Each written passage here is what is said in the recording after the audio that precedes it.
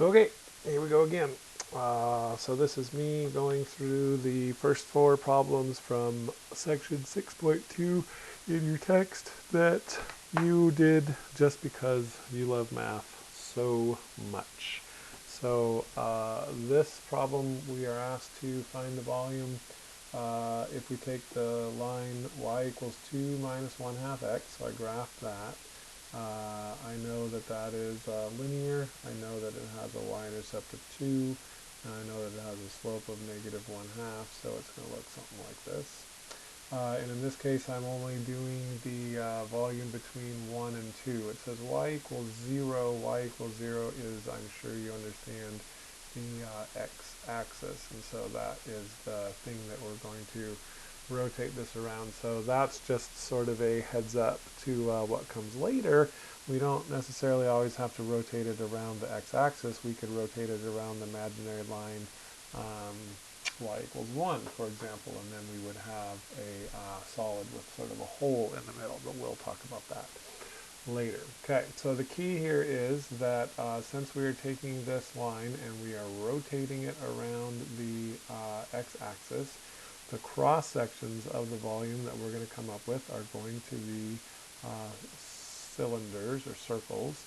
So we're have to integrate the area of those cross sections. They are circles, so they're going to be given by pi times y squared. The area of all of those circles will be, and so this is going to be a real test for my dexterity with the mouse. So I'm going to take and go pi times 2 minus 1 half x, not so bad here, and square that. And again, where does this come from? That is the equation for this line. This line is the thing that's defining the radius here of our rotation. Okay, so a little bit of advanced algebra for us to do here. We're going to FOIL out 2 minus 1 half x quantity squared. So that's the first thing squared. So 2 squared is 4. I'm going to multiply these two things together. So 2 times negative 1 half x is negative x. And then I'm going to double that because there would be one of those would show up when I did the outside and one of them would show up when I did the inside when I'm foiling. And then if I did last times last, that would be negative 1 half x times negative 1 half x. So negative times negative is a positive. 1 half times 1 half is 1/4. And x times x is x squared. Okay, so this is the area of the cross section. I am not going to distribute the pi because when I do the integral, I want to leave that pi on the outside anyway. So I'm just going to set this up as the as pi times the antiderivative from 1 to 2. The 1 is from this x value, and the 2 is from this x value of 4 minus 2x plus 1/4 x squared. And then don't forget our old friend dx, which in this case stands for the height of each one of the cylinders. But more importantly, tells us the independent variable when we're integrating. Okay, so the integral is, this integral is pretty simple. The antiderivative of 4 is 4x.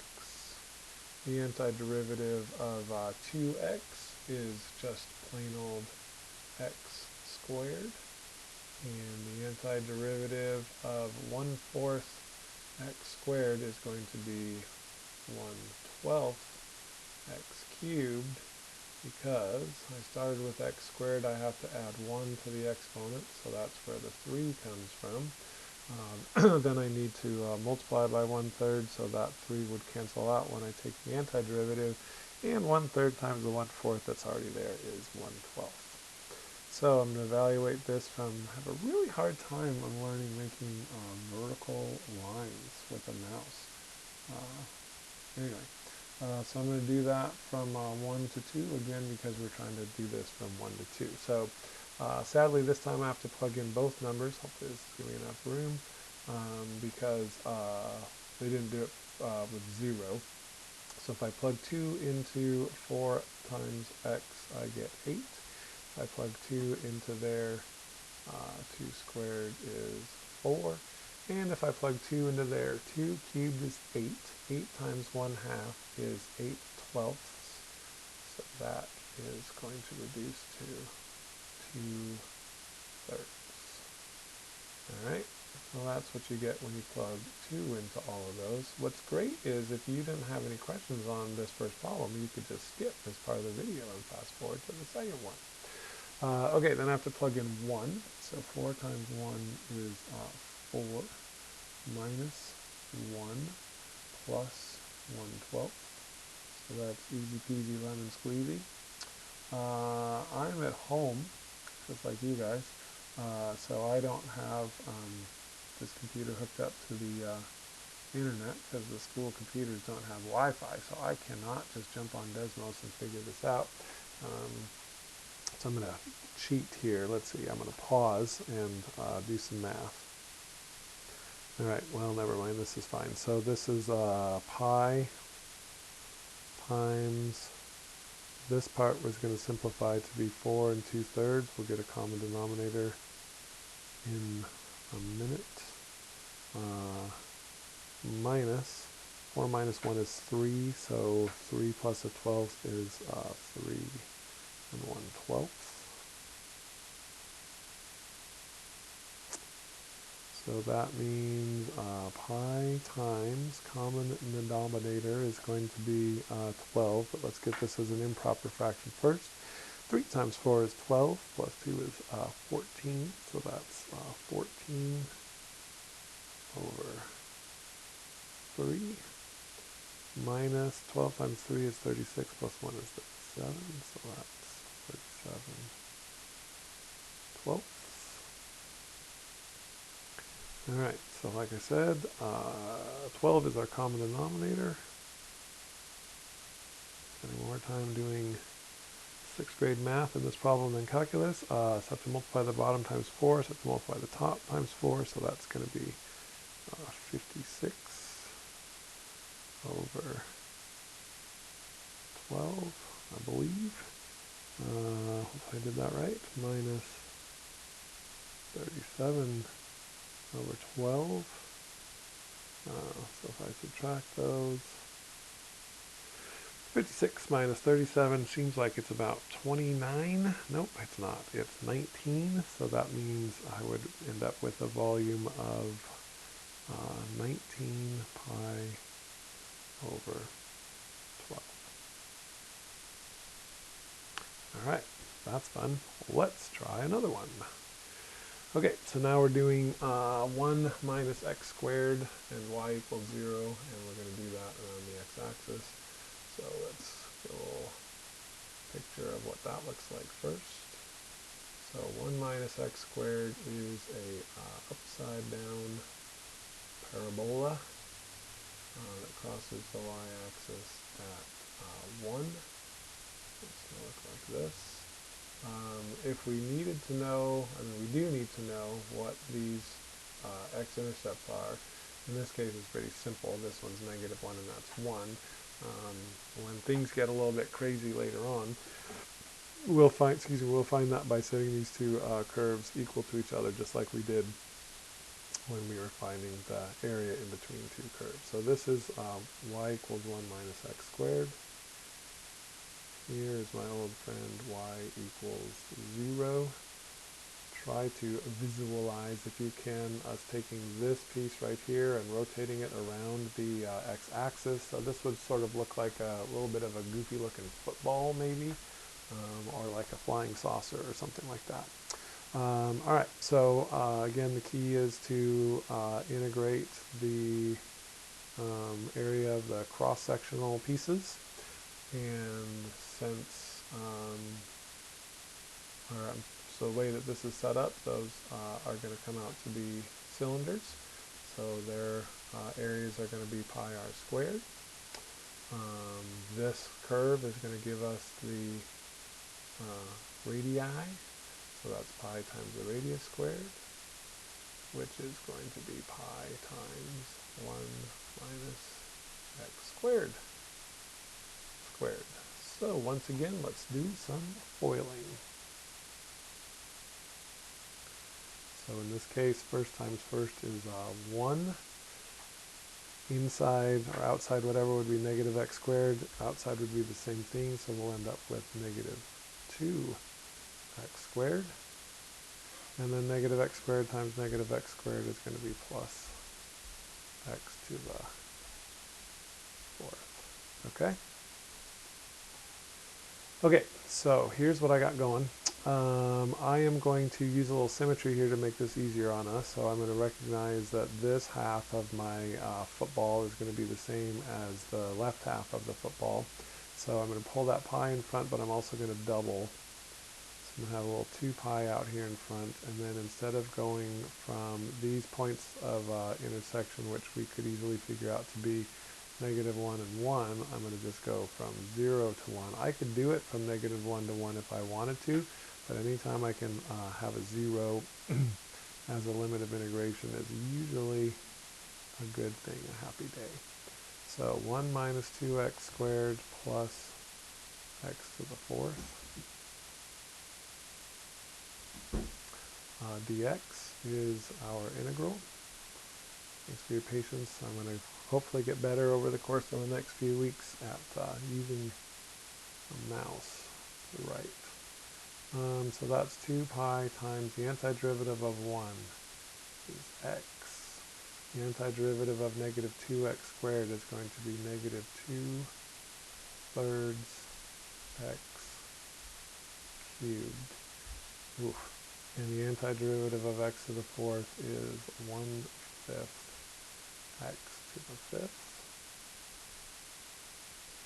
And we're again doing that from 0 to 1. Remember, in this case, I changed it.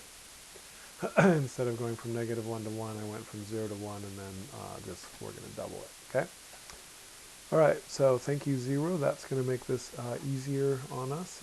Thank you for the 1 also. So this is 2 pi. If I plug 1 into here, I get 1. If I plug 1 into here, I get 2 voids. And if I plug 1 into here, I get 1/5. So looks like my common denominator in this case is going to be 15. So 1 obviously is fitting over fitting. This is going to work out to be 10 over 15. And this one is 3 over 15. Okay?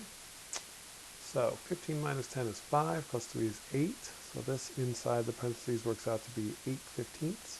If I multiply that by 2, I get 16/15. Throw a pi on the end, and call it good. All right, halfway there. Next one, y equals 1 over x, from x equals 1, x equals 2, y equals 0 around the x-axis. So let's make a little griffy graph to get a look at what we're dealing with. I'm sure, 100% positive that you all remember that the 1 over x graph looks like this.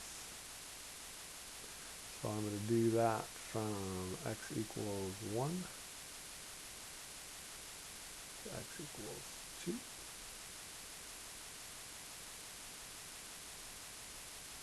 So this is the little piece here that I'm going to rotate around the x-axis. And so this is like, what is this going to look like? This is curved, so it's not like a volcano. I mean, I guess it is kind of like a volcano. It's going to be, yeah, I don't know. You'll have to figure it out your own self. Alright, so this is the curve y equals 1 over x. So once again, we have to figure out what the area of the cross sections are going to be. That is going to be pi times the radius squared. The radius in this case is just y, so it's pi times y squared. So this is an easy one to do because 1 over x squared is, 1 over x quantity squared is 1 over x squared, so it's pi over x squared. Okay? And I'm not going to try and use symmetry or anything like that. So in this case, my integral is going to be pi times 1 over x squared. I'm going to rewrite 1 over x squared as x to the negative 2 so that I can do the antiderivative, dx. And this time we're going from 1 to 2. So the antiderivative of x to the negative 2 is, where are you at, Gus? If I add 1 to that, I get x to the negative 1, and I'm dividing that. So this is a little bit weird, but it's going to work out to be negative 1 over x. We could talk about that a little bit in a little more detail if you need it.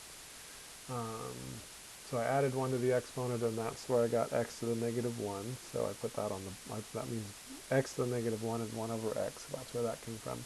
And then when I divide by negative 1, that's what changed this to be negative. Okay? Okay, so now if I plug in 2,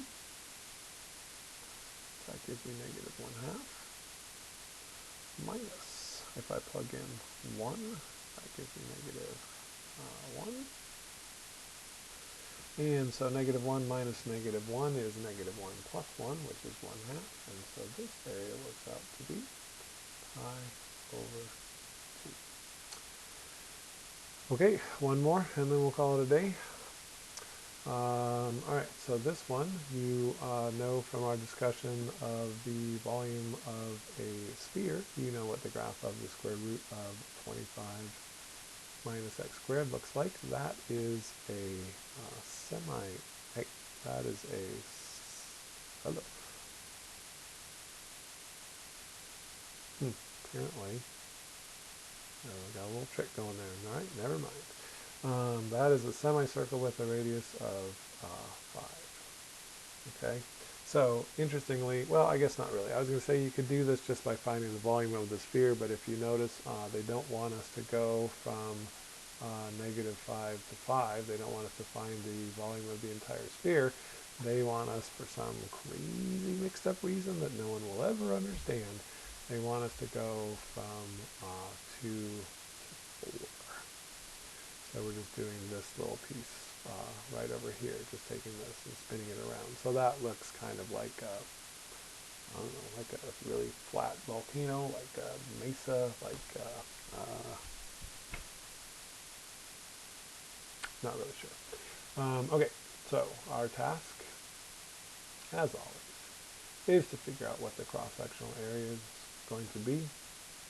Once again, the cross-sectional area is a circle, so it's pi r squared, which is going to be pi times y squared, which, hallelujah, if I square this square root, the squared and the square root will cancel, so the cross-sectional area is 25 minus, or pi times 25 minus x squared. And the squared's on the inside, so I don't need to FOIL that out. Okay, so now I'm ready to write my integral. I'm going to pull the pi out in front. And then I'm going from 2 to 4. And I'm doing 25 minus x squared. And that is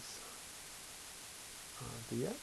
The antiderivative of 25 is, of course, 25x. The antiderivative of x squared is 1/3 x cubed.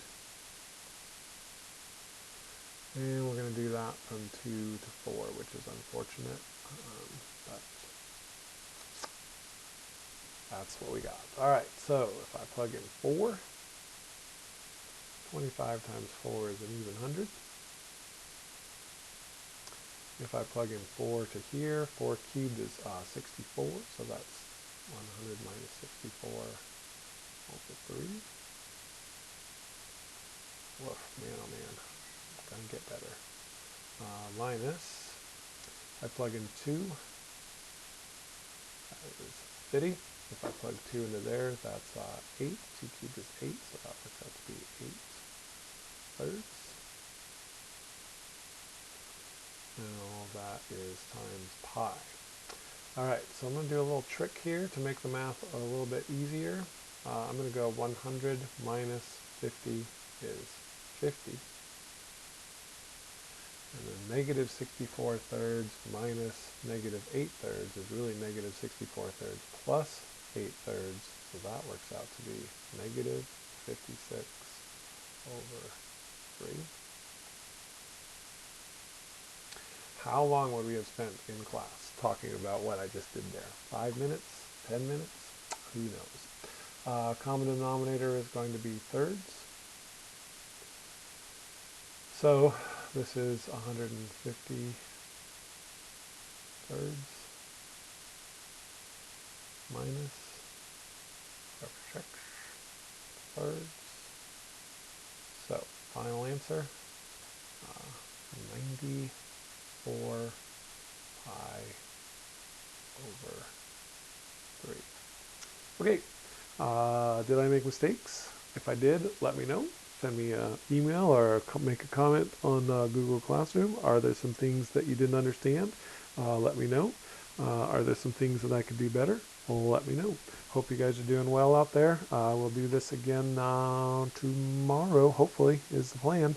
And we'll just see where it takes us, okay? All right, talk to you later.